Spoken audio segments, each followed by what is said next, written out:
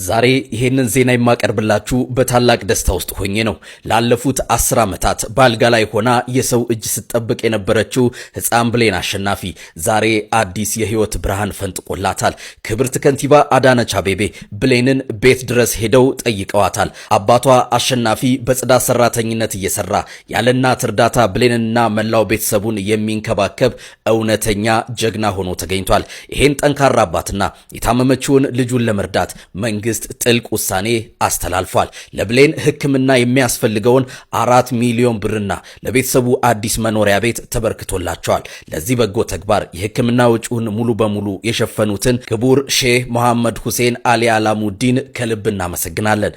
ብሌን ወደ ውጭ ሀገር ሄዳ ታክማ እንደ ኩዮቻ የምትቦርቅበት ቀን ሩቅ አይደለም።